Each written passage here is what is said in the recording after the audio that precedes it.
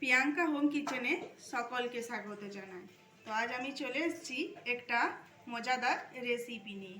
তো আজ আমি দেখতেই পাচ্ছ এখানে আমি নিয়েছি কিছু কাঁচা সবজি, যেটা কিন্তু শীতকালে খুবই ভালো পাওয়া যায় বাজারে।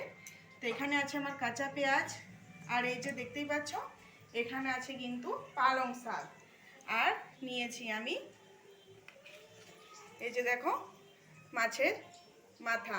তো এই মাছের মাথা দিয়ে আর পালং শাক আর কাঁচা পেঁয়াজ এই সব সবজিগুলো দিয়ে আজ আমি বানাবো একটা খুবই দারুণ সবজি, যেটা কিন্তু গরম গরম ভাতের সাথে খুবই খেতে ভালো লাগে। তো এই যে দেখো পালং শাকগুলো কিন্তু একদম তাজা। তো এগুলো এবার আমি ভালো করে ধুয়ে পরিষ্কার করে কেটে নেব শাকগুলো, আর মাছের মাথাগুলো আমি ভেজে নেব।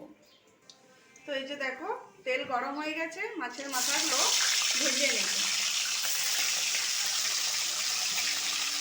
তো এখানে মাছের মাথাটা ভাজা হতে থাক, ততক্ষণে আমি পালং শাক আর কাঁচা পেঁয়াজটা কেটে নেব।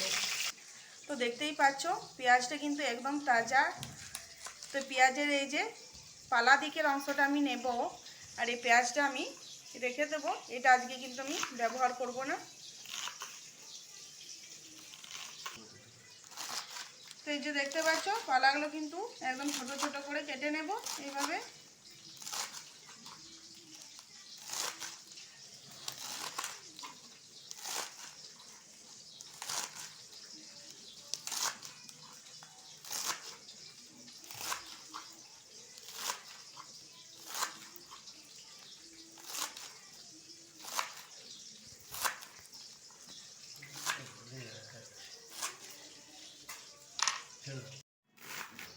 তো এই যে দেখো এখানে কিন্তু পেঁয়াজের পালাগুলো কাটা হয়ে গেছে,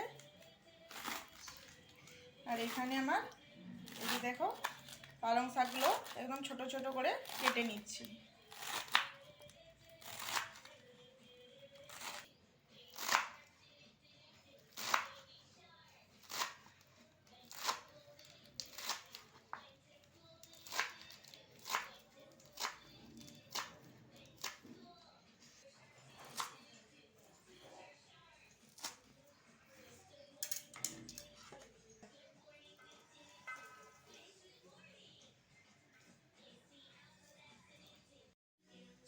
তো এই যে দেখো এখানে পালং শাক আর পেঁয়াজ পালা আমার এখানে কাটা হয়ে গেছে। তো এই যে দেখো এগুলো ভালো করে ধুয়ে এখানে আমি জল ঝরতে দিয়ে দিয়েছি। আর এখানে আমার লাগবে কিছু মটরশুঁটি, এই যে ছাড়িয়ে নিয়েছি। আর এখানে এই যে দেখতেই পাচ্ছ অনেকগুলো আমি রসুন ছাড়িয়ে নিয়েছি, আর একটা মিডিয়াম সাইজের আলু ছোট ছোট করে কেটে নিয়েছি। আর এখানে মাছের মাথাটাও আমার ভাজা হয়ে গেছে। তো চলো এবারে আমি রান্নাটা আরম্ভ করে দেব। তো তেল গরম হয়ে গেছে, এবার এখানে দিয়ে দেব পাঁচফোড়ন, দুটো শুকনো লঙ্কা।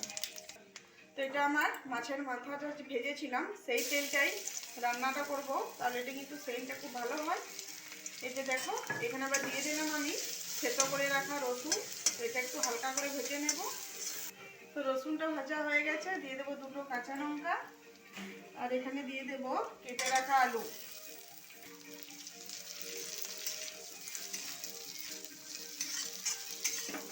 এবারে দিয়ে দেব মটরশুঁটি,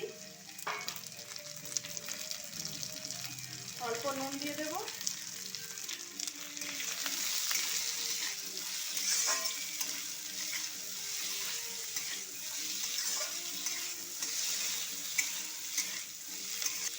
আলু আর মটরশুঁটি একটু ভালো করে ভেজে নেব।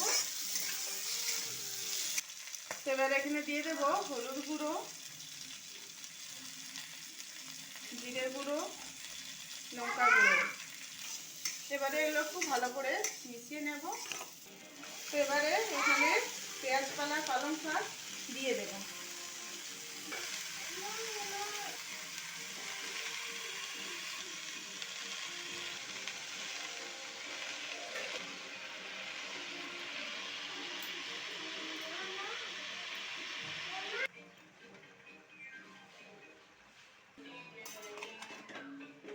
এই যে দেখতে পাচ্ছ এখানে আমি পুরো শাকটাই দিয়ে দিয়েছি। আর এটা এইভাবে একটু নেড়ে চেড়ে, দেখতে পাচ্ছ নাড়াচাড়া করার পরে এটা কিন্তু অনেকটা কমে গেছে। তো এবারে এটা আমি ঢাকা দিয়ে দেবো। ঢাকা দিয়ে দিলে শাকটা কিন্তু অনেকটা কমে যাবে। এই যে দেখতে পাচ্ছ এখানে আমি 3টে টমেটো নিয়েছি। এবার এগুলো কেটে নেব।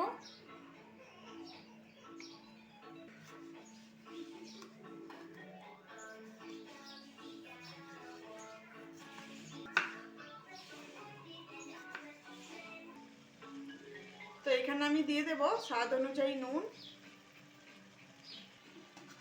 তো নুনটা দিয়ে ভালো করে একটু মিশিয়ে আবার এটা আমি কিছুক্ষণের জন্য ঢাকা দিয়ে রান্না করে নেব।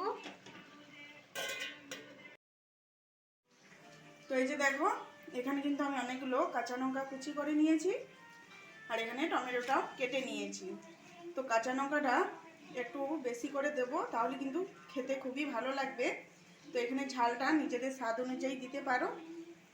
তো এই যে দেখো এটা কিন্তু অনেকটা জল বেরিয়ে গেছে। এবারে আমি এখানে দিয়ে দেব টমেটো কুচিটা, দিয়ে দেবো কাঁচা লঙ্কা কুচি। এই টমেটোটা এখন এই যে এই অবস্থায় দিলে কিন্তু এটা একটু খেতে খুবই ভালো লাগে, স্বাদটা কিন্তু খুব ভালো হয়, কারণ একটু হালকা টক টক লাগে। তো এখানে দিয়ে দেবো 1 চামচ চিনি।